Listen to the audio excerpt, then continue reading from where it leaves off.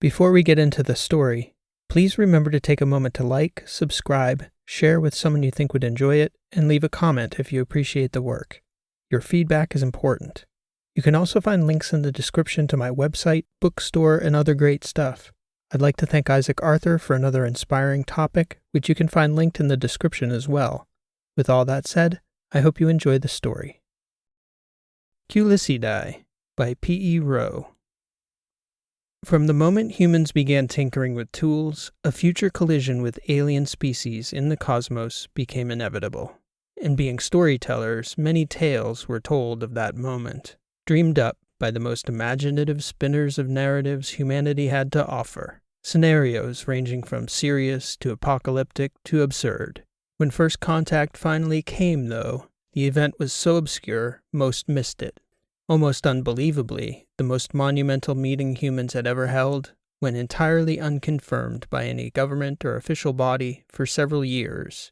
Years that could best be described by the denizens of Earth as substantially less itchy. No joke, the whole episode started on a podcast. Welcome back to the second half of our EOE monthly live stream. I am your host, Wes Turton, political cartoonist and satirist. With me, as usual, is the always funny Karen Dine, creator of Euroboots, for my money, the funniest comic strip on the web. You all know this. Thanks for tuning in with us. We're talking all things comics, art, irony, satire, all in an age that's almost impossible to satirize. What is up? Karen, what is up? Since the first hour? I mean, in general, in life. We talked about the world in the first hour. What's new in comics? I managed to survive another week without offending so many people that I get to keep my job a little longer, so that's nice. I had a fun one this week, Wes said. Okay, so did you see my Tuesday cartoon? The one with the emperor in the hot tub? Karen said. I liked it. Thanks. Did you notice anything particularly offensive about it? Apart from the Emperor of Earth relaxing in a hot tub as the world burns while literally lighting a cigar from the flames? Yeah, that one.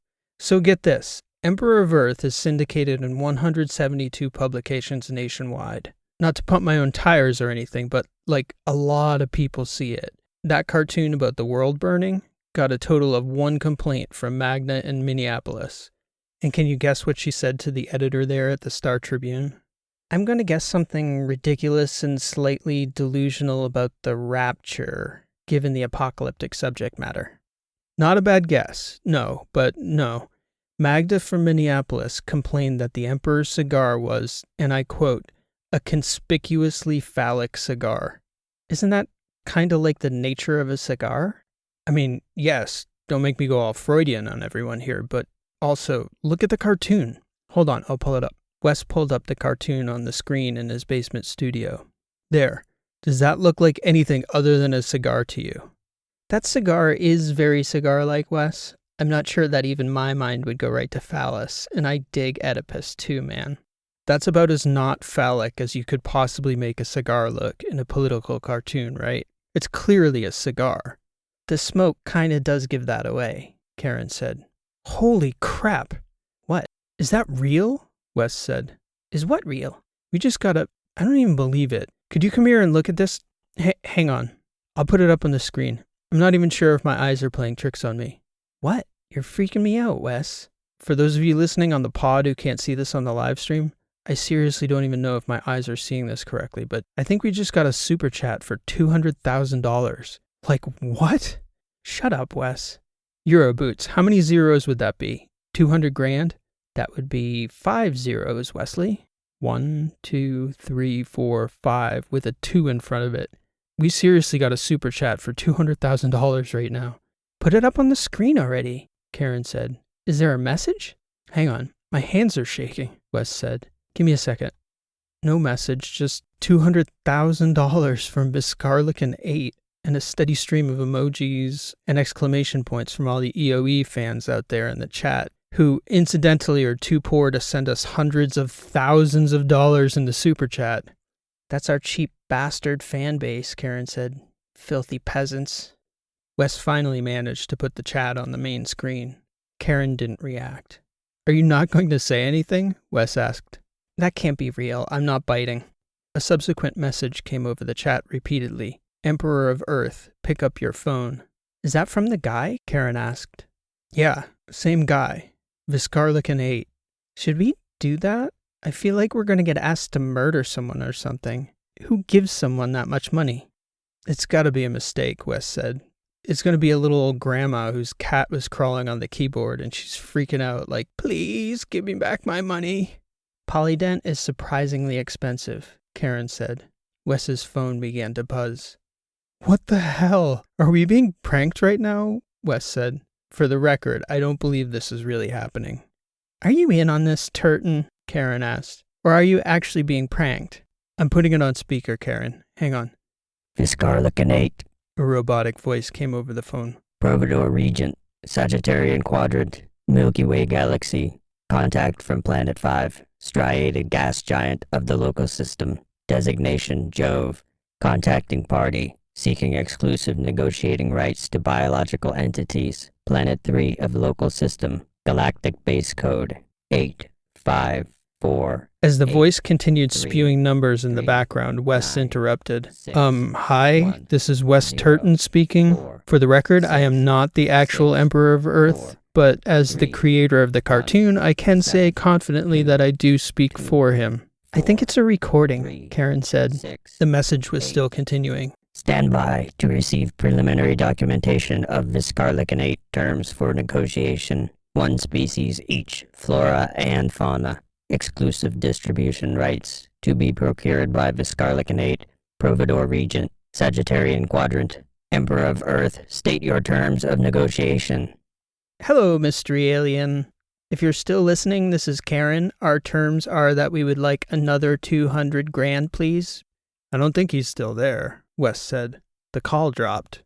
What the hell was that? Did Doug put you up to that, Wes? Did that sound like your husband's voice? You'd know it better than I would. No, but it sounds like one of those modulators you can get on a phone app. This is either the most elaborate hoax or the most ridiculous thing that has ever happened in my entire life, Wes said. Karen, the money's still there. Look, I keep waiting for it to disappear like we've been hacked or something. This is absurd, Turton, even for you. I'm not even close to falling for this. Wes's phone buzzed and a text came through. There was a PDF attached. Hang on. I just received an attachment from that number. It looks like it's legal briefs or something. Doug's a lawyer, right? Doug works in the legal department for a medical device manufacturer, Wes. Do you think he'd know what kind of lawyer negotiates intergalactic contractual agreements? Technically, I think this would be intragalactic, but that might be splitting hairs right now, Turton. The short answer is not Doug. Doug does not negotiate contracts with litigious aliens. Is this even real life right now? I can't believe I even uttered that sentence. The chat is going insane right now. I'm about to go insane. Read a few for the listeners. Mostly it's like, how are you guys doing this? They all think we're spoofing the chat on the stream somehow, but they're commenting on it too. I mean, if you're out there and you don't trust that the super chat is working, you could donate $5 to see if it's working. Great idea, Karen said. We could definitely use more support tonight. Obviously, this isn't real, right? Like, let's be straight with the audience and say we have no idea what the hell's going on. I don't anyway. Karen's playing it awful cool. How could an alien get your phone number, Wes? I think it's listed in the local, the local cluster? There's got to be a star cluster message board for planetary cartoon emperors out there. Okay, well, we're going to go and immediately withdraw this money, get drunk on some insanely expensive booze, and fly to Barbados. Screw you, Turton, Karen said. I'm going to Ibiza. Fine, Ibiza, Wes said.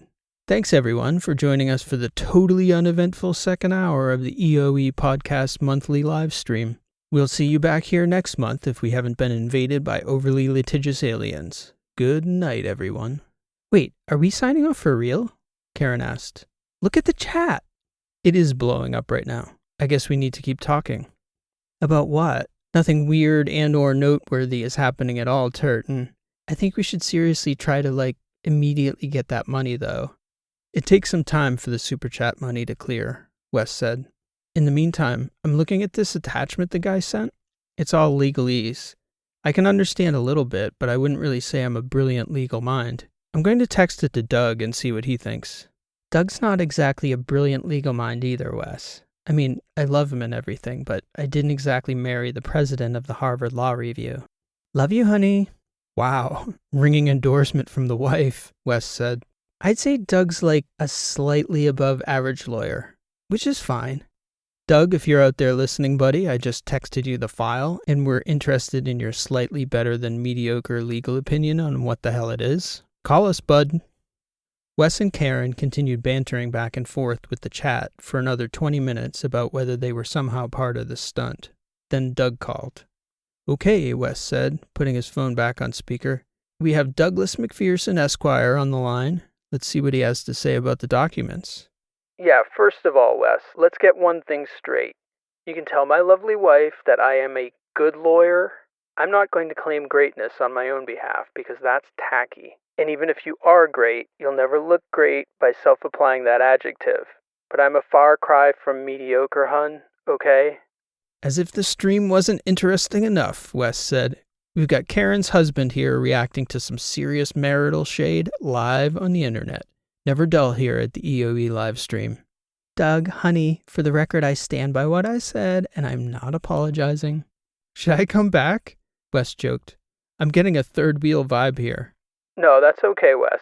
If you want to judge for yourself, I'll give you an indication of what I was able to do in 15 minutes. Perfect, Doug. What are we looking at? Well, what you're looking at is a meticulously crafted contract. 115 pages of some of the most perfectly considered legal language I've ever seen on a contract. If this is a hoax, it's damn near genius. I mean, I could fire like half my staff if I had one lawyer on my team who could put together a legal document like this. You heard it here, folks, Wes said. Doug's wife thinks he sucks as a lawyer, and he wants to fire half his staff for sucking too. I'm going to show it to him, Doug said. If they want to take offense, I'll seriously throw this document right back at them. They'd probably quit if I told them they had to write contracts this clear. If you do have a prankster, Wes, seriously, let me know who they are. I'll hire them. What does it say, Doug? Karen asked. It's for rights to genetic sequences. I'm not a geneticist, obviously, but it looks like it transfers exclusive proprietary rights over a tight range of genomic parameters. That's the language used in the contract, which, from what I can gather, confers ownerships of the gene sequences to the purchaser. Gene sequences for what? From what I read, it seems to be a single plant species and one single animal. Nothing is specified. So I think that's part of the negotiation, transferring rights for each species to the contacting party. Transfers the rights from who? Wes asked.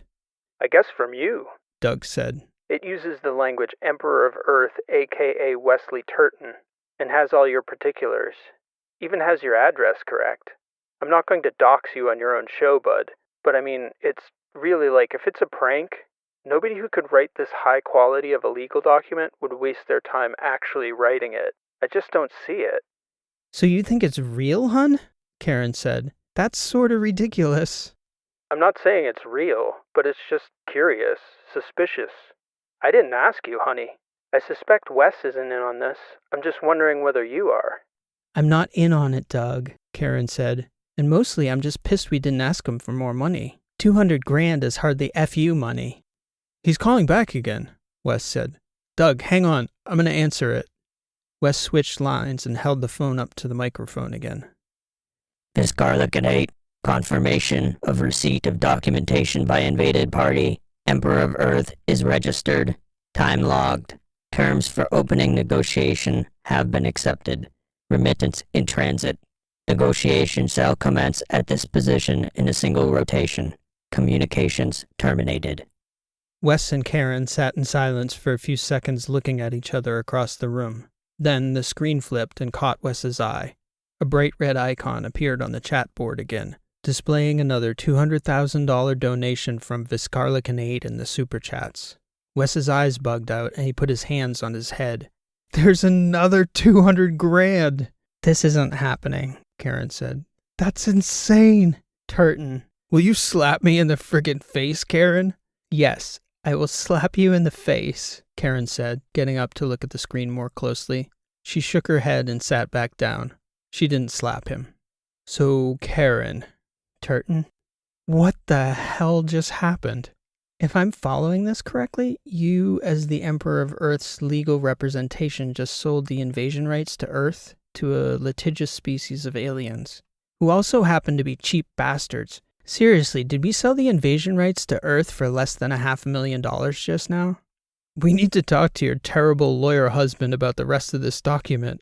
I never said he was terrible. Slightly better than average was what I said, but I'm not sure we can find a better lawyer on short notice. We got $400,000 to work with, so... Karen tilted her head to one side. That's true. I mean, this has been a pretty good night. I'm just pissed I didn't ask for more money. I thought it was a joke. After taxes and everything, we should have held out for more, Turton. $400,000, Wes said. I don't believe it. Wes and Karen kept the stream going for another hour discussing the call and Wes's new status among the intergalactic community as the putative Emperor of Earth. The chat was lively, with the largest source of debate being which of the host's friends was responsible for the stunt. One particularly active user in the chat, AstroTuner, claimed to have astronomical evidence to support the call's authenticity. He had been a subscriber and follower of their show from the beginning, a PhD student in astrophysics who drew space-related cartoons as a hobby. Later that evening, as Karen, Doug, and Wes were sitting at Wes's place having a beer and going over the document, AstroTuner kept sending Wes DMs about lag time and something about the transmission. Wes couldn't follow what the guy was saying, so he invited AstroTuner to meet the group at their local watering hole, the famous Pheasant, partly out of frustration but also partly out of suspicion that he might be the prankster himself. Doug was translating passages from the PDF from legalese to common English for Karen and Wes when AstroTuner came in. He recognized the hosts from the podcasts instantly and came over. "I'm Ilya Matasaya," he said in what seemed to them to be a Russian accent. "Have we met?" Karen said. 2 years back, at Day City Comic Convention. I was just starting comic about space." "How's it going?" Wes asked. "It's good. I publish in university paper, and mostly people like." Ilya sat. "Crap," Karen said. "I remember you. You're not from Russia, right?" "Croatia. Russian, but not Russian." "Very good memory." "He's not the guy," Karen said. "I remember meeting this guy. I remember checking out his cartoon. We exchanged a few emails after. He's definitely not pranking us." "You thought I was one pranking you?" Ilya asked. "We think somebody must be," Doug said, "so we figured you might have been the guy." "I am not so sure it is prank. Or maybe it is great one by very smart people." Doug called the server over for Ilya, who ordered a beer. "I don't understand what you were texting me about delay or differential or whatever," Wes said. "Can you explain it to me like I'm a child?" "He is a child, by the way," Karen said, "for the record. It is time lag in transmission." Ilya took out his computer and opened it to a video of the live stream. "You receive first transmission at this point. 1 hour, 6 minutes and 13 seconds. And from that point, voice says, state your terms. And Karen states terms, 200,000 more. Right here at this point." "Yes," Wes said. "So from that point, you receive documents and discuss. Then exactly 39 minutes 19 seconds later, you receive next call. This gap is almost exactly time delay from Jupiter, or he calls it Jove. Same thing. Time delay is almost perfect calculation for hoax. But nobody would do this. You must know exactly where planets are, because distance varies over orbits of Earth and Jupiter. Sometimes it's 30, sometimes nearly 50 minutes delay over the course of several years. And this delay is perfectly calculated to be reasonable response time from this distance right now." "What are the greater odds, though," Doug said, "that we have an incredibly detailed prankster, which we've already established, or that we have an alien sitting in a ship around Jupiter sending us legal documents?" "It's the first one," Ilya conceded. "Cannot be me, though. My English is not so good to write even my dissertation, much less legal contract." "A group of pranksters?" Karen said. "Couldn't we detect the signal somehow?" Doug said. "Like, couldn't a hacker figure out where the call was coming from? Trace it back somehow?" "I'm not sure that's how that works, Doug," Wes said. "Like, you find a geeky enough computer nerd and everyone just sits in a room watching as they trace the red line to the source like Indiana Jones on a plane ride?" Ilya shook his head. He's a good point, though. Some radio telescope, odds are good, somewhere on Earth would pick up signal from Jupiter. We are looking at Jupiter almost always. But if it is some signal we are not passively listening for, or some technology we don't know, which is probable with alien race, it could be missed. We think they're going to call back, though, Karen said. Whether it's an alien or not, you don't go to such an elaborate effort to prank someone and not call back the next day. He said we'd negotiate tomorrow, right? So couldn't our astronomer friend here point a telescope at Jupiter when he calls? Ilya's eyebrows raised almost involuntarily. It is a good idea. But telescope time is not so easy to get. Could you set that up? Doug said. Not me. Maybe my professor. Would 200 grand help, maybe? Wes said, looking at Ilya skeptically. Wow, Turton, Karen said. You're even more cynical than I am. I mean, this thing has Nigerian prince written all over it, doesn't it? This guy? Doug said, looking doubtfully at Ilya. I mean, in general, Wes said. It was your idea to use telescope, Ilya said. I can try to arrange, no money. Excuse me if my guard is up a little here, guys. I've become very protective of our alien blood money. I am curious, Ilya said. What is in this document? What does it propose? It's interesting, Doug said. Near as I can gather, it transfers ownership of specific species, I think for the purpose of sales throughout the galaxy. It seems to be a proposal of a test case for future negotiations. What do you mean, ownership of species? Ilya asked. And what species? It doesn't specify which species, but the purchasing party, Viscarlicanate, would take possession of these species exclusively. That's on page 48. They will come and take them? Hang on. Doug looked down and scrolled through his phone. Yeah, looks like they removed them, one plant species, one animal species, and it looks like it sells them to other aliens, it says. A galactic pet store?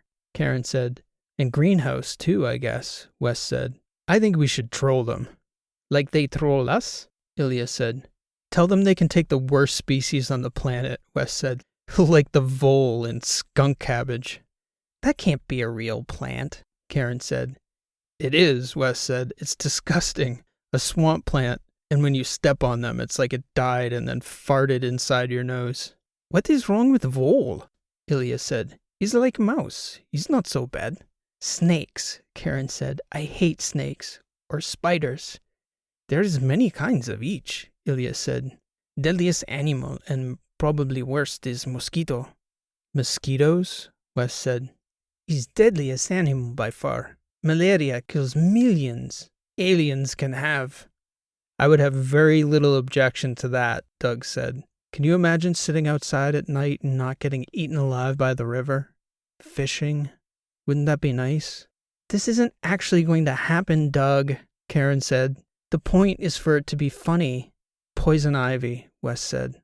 Oh man, I got that so bad clearing out my yard when I moved to Westover. I thought I was going to tear my own skin off. Not that I do not appreciate the idea of joke, Ilya said, but even if this is maybe, say, 1 in a million chance that this is really alien, what kind of message it sends if they come to us and say, hello, we would like to trade with you, please give us something. And we say, here, take mosquito and poison ivy. Wes started laughing. Maybe we could use the Latin name so it's not so obvious, Karen said. Like, the name poison ivy is worse than the plant. It's not such a bad plant if you're not allergic. It's kind of nice and shiny. Ilya started typing and pulled up the poison ivy Wikipedia page. Poison ivy in Latin is Toxicodendron radicans. It's not much better. Please, friendly aliens, Karen said. Take the mosquito and this lovely toxicotoxicans plants for your terrarium. Wrap your frickin' alien noses in it. Might not even have nose. That's actually a good point, Wes said. They may love mosquitoes. Can you put that in the brief, Doug? I'm not writing them back, Doug said.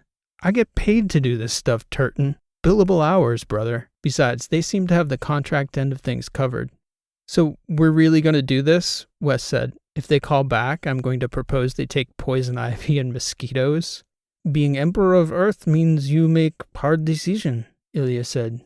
For 200 grand, Turton? Cheap bastards aren't getting roses and thoroughbred horses, Karen said. They get toxicotoxicus and whatever the mosquito is in Latin. Ilya began typing. Is called Culicidae, which actually does not sound so bad. You say it'll never happen, Doug said, but you really have no indication yet that the money isn't real. I mean, it's showing on your channel's account. I won't really believe the money's real until it shows up in my driveway in the form of a speedboat, Wes said. 200 grand and that's where you go, Turton? Karen said. What would you do with it? No, not would. What will I do with it?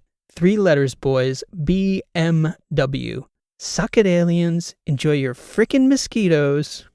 Meanwhile, Ilya said, I will try to get my professor to get us telescope in time for podcast. Same time tomorrow? He said. Are you guys going to live stream again? Doug asked.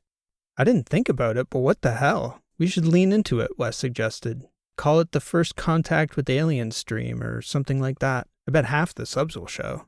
At least, after today's nonsense, Karen said. I can call in from Telescope, Ilya said. Could be fun podcast. Game on then, Wes said.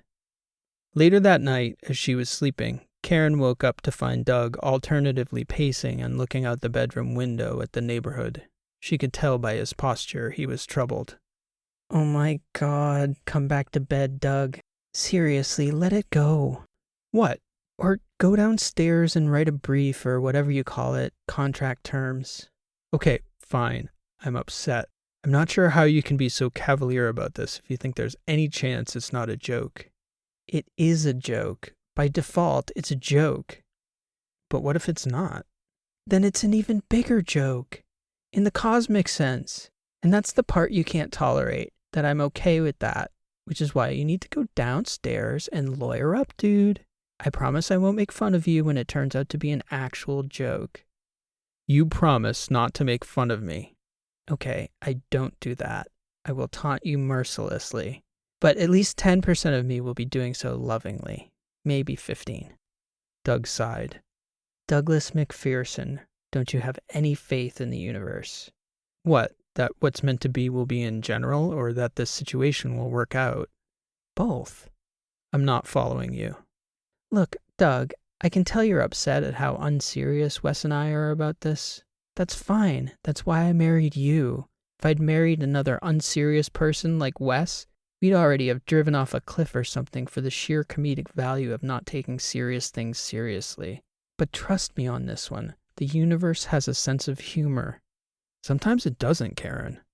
Only when too many people like you get involved. Seriously, Doug, I love you. But if you can tell me the name of one person in government or public policy or any of that crap that you would nominate to do business and speak on behalf of the human race, I'll call them up myself and endure the humiliation of sounding insane earnestly and being laughed off as a lunatic. I am a lunatic, so that'd be fitting. But honestly, who better than a pair of obscure, quirky comedians to bumble our way into first contact with an alien species? At least we'll be able to laugh about it when we make the inevitable missteps. How many wars would have been averted if serious people didn't take themselves too seriously? Or maybe wars start when silly people don't take others seriously enough. Yeah, maybe I'm a silly person. No, definitely. I guess it's a good thing I married a mediocre lawyer who's taking this situation so seriously that he's going to go downstairs at 3 a.m. and write out all his concerns and draw up legal terms that will alleviate them.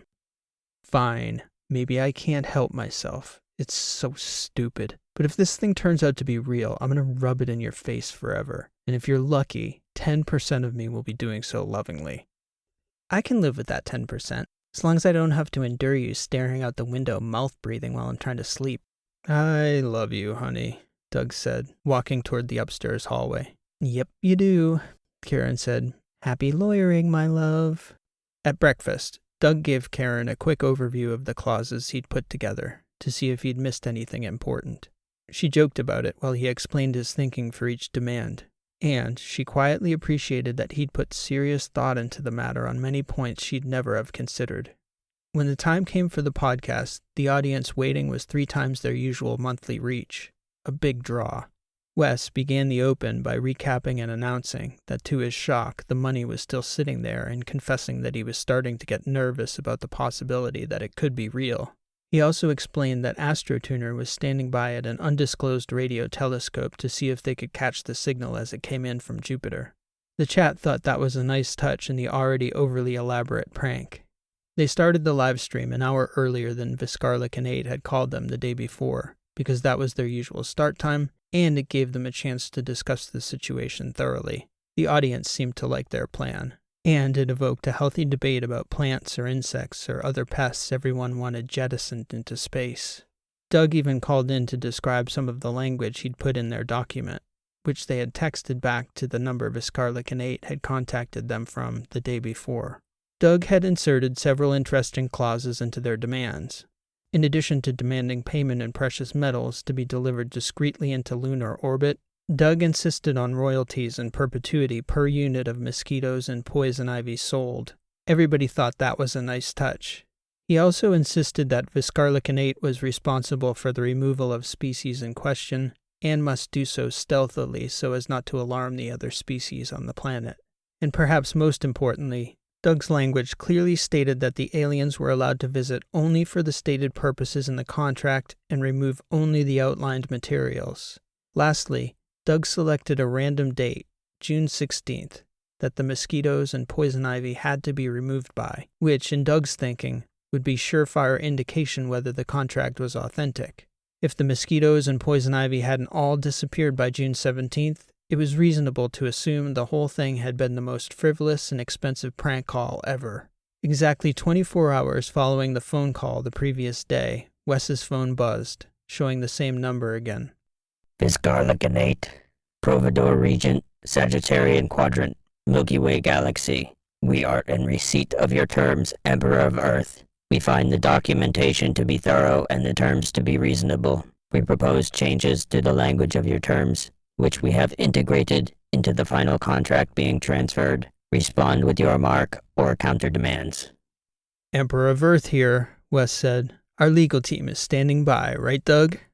That's correct, Wesley. Standing by. It seems like they think you're better than mediocre, Doug, Wes said. I think they liked your lawyering. They sounded impressed.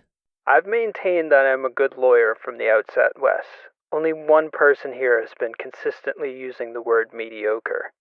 Okay, we got our good lawyer Doug standing by, and I've got the contract here. How's things at the telescope? Karen said. I was just going to... Wes was struggling to multitask on the computer. Hang on, calling Ilya. AstroTuner, you there? Shranya, Ilya said. it was signal. Radio signal at 14 gigahertz. We have caught it. Shut up, Karen said. There is clear signal. I cannot believe. Wes shook his head. The chat was now certain that Ilya was the prankster. There were even several astronomers on the chat that proposed ways that a signal like that could have been spoofed, and they were demanding that the data be shared immediately so they could find the holes in it. AstroTuner, Wes said. The chat thinks you're full of you-know-what. Are you releasing the data? It will take maybe 10 minutes to get up anything. I will send link for podcast. Wes shrugged. Karen, yes, Turton? On a scale of 1 to 10, how much doubt do you still have that this is a prank? I still think it's a prank. But seriously, if we get rid of mosquitoes, we are, I'm going to say it, bold, innovative, and heroic. Look over here, Turton, she said, pointing to herself. This right here, this is the face of a hero. Truly, Wes said. I've known it for years, folks. Euro boots, not only funny, but the work of a true hero. I would say heroic. And married to a good lawyer, too. Over the course of the following half hour, Wes and Karen bantered back and forth and responded to the chat. Meanwhile, Ilya published the satellite data online. The astronomers in the chat went silent, and, though they maintained their skepticism, they couldn't point out a definitive way Ilya was faking the signal. Doug called back after he'd finished reviewing the changes. You have my approval, Wes, he said. If there's an actual party to this that isn't a joke, and they follow the letter of the contract, we're in business. No more mosquito bites. When Viscarlik and 8 called back, Wes said the following. Emperor of Earth returning the signed contract with our updated language. This concludes our business. They stayed on the live stream for another 40 minutes to see if Viscarlik and 8 would send another message. They didn't. There was a strange sense of anticlimax about it. It was a joke without a punchline. Crickets. Then, no sense of whether the whole thing had been an epic prank or the most monumental moment in human history, documented first contact with an alien race. Ilya's data spread out fast into the astrophysics community and was drawing attention, but the association with the cartoon/comic strip podcast colored the whole situation with a degree of doubt and silliness. Few astronomers were willing to look at the data with the scrutiny required to validate the signal. Several days after the second live stream, Wes, Karen, and Doug got together for dinner, and the mood was mixed. The money had cleared, so all three were understandably elated about the surprise windfall, but their excitement was muted, somehow much less joyful as such a gathering would have been if they'd won the lottery together. "It almost feels like we've somehow scammed everyone," Karen said at one point, "even though we didn't do anything but react to this ridiculousness." Karen didn't joke much that night. It was still several weeks before Doug's mosquito extraction date. In the following weeks, there was no further contact and no indications that mosquitoes were going missing. Meanwhile, the event had received enough negative attention outside the pair's fan base that much of their fan base had turned on both the hosts and the loyal fans who'd spoken up to defend them. Still, no one had proven Ilya's data false, nor outed a collaborator. Fraud was just assumed. There were even rumblings from several newspapers that ran Emperor of Earth that they were exploring dropping the comic from syndication. User traffic to Karen's Euroboots site had dropped dramatically year on year. Wes Turton didn't buy his motorboat. Over the 4th of July weekend, Wes got together with Karen and Doug for a canoe ride on the river. It wasn't as though the incident was foremost in their minds, as they were largely trying to forget about it. But it had become impossible for Wes and Karen not to think about it. Absent mosquitoes became a constant joke with the sun high above the horizon. But at dusk, when things cooled down and the riverbank normally would have become intolerable, the three of them found themselves quietly looking at each other in disbelief. The mosquitoes seemed to have vanished.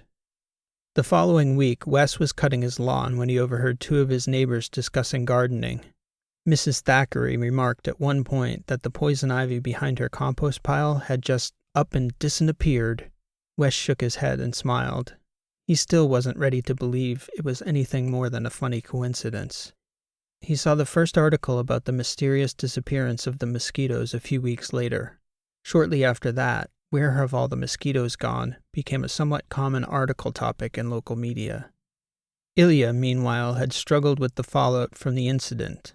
For a cartoonist, a silly little stunt like that is expected to be baked into the personality. For an astrophysicist, though, any hint of falsified data could end a career. A hoax alien invasion was basically a death knell. Ilya merely tried his best to maintain that he had been fooled as well. He welcomed the idea that somebody smarter than him could prove how. He'd done several cartoons about the incident that Wes really liked, especially the one titled "Aliens Calling," where the humans on the other end laughed and responded, "Yeah, sure," and simply hung up the phone. Ilya kept in touch with Wes and Karen regularly, both in the real world and through the show. They were each about the only people who understood what the others were going through. By October, things had mostly settled down. On balance, both Wes and Karen had reflected enough to accept the way things had turned out as being a net positive. The money had helped to soften the blow of losing roughly half their audience, and the loyal EOE fans who'd stuck with the podcast through the controversy were a hardcore fan base. A few days before Halloween, Karen and Wes were back at the famous Pheasant, running through topics for their monthly live stream. They'd almost gone the whole night without discussing aliens, poison ivy, or mosquitoes when Wes's phone began to buzz. "You're not going to believe this," Wes said. "Don't answer it, Turton," Karen said, "if that's what I think it is." Wes put the phone on speaker and slapped it down on the table. Karen could see the name written in clear, bright lettering across the screen. Viscarlicin 8. That same voice began speaking. Viscarlicin 8. Sales report for Q2 as follows. Toxicodendron radicans. Modest returns at 147 million units. 63% satisfaction quotient. Commonest descriptors. Bland, green, delicious. Culicidae. Substantial returns at 4.2 quadrillion units, 97% satisfaction quotient. Commonest descriptors: elegant, delicate, cute. Further market for biological commodities: high likelihood. Emperor of Earth, remittance of rare metals to be deposited in orbit of lunar body once per planetary stellar orbit, commencing in 46 days per clause 39-A of contract. We look forward to distributing more Earth species in future, following subsequent negotiations. Viscarlicanate. Communication terminated. So Turton, Karen said, as Emperor of Earth, you and I need to have a serious discussion about scorpions, which are my all-time least favorite nightmare fuel. Scorpions and pussy willows. You're a trip, Euroboots. Pussy willows? Wes said, shaking his head. I will say, it's a damn good thing they called us first. It really is. I hate to think where this world would be without its emperor. Culicidae. This has been an original story written and read by P.E. Rowe. Thank you for listening, and I hope you enjoyed the story. If you did like what you heard, please show your appreciation by liking, subscribing, and leaving a comment. If you'd like to check out my website, you can find me at rowlit.com. That's ROWELIT.com. You can find many of my other works of fiction of all lengths and in multiple genres. For the dedicated fiction writers out there, I also have a free video series on the mechanics of fiction writing, based on the fields of narrative theory, cognitive psychology, linguistics, and narrative craft, which you can access through my website. So please stop by anytime. Also, if you're enjoying these sci-fi weekly shorts, I've also added 3 shorts set in the story world of my Last Horizon novels. You can find them here on this channel or through the links in the description. If you've enjoyed this week's story, I think you'll enjoy those as well. I hope to catch you back here soon with another new story. Again, thanks for listening. This has been P.E. Rowe, and I hope to see you next time.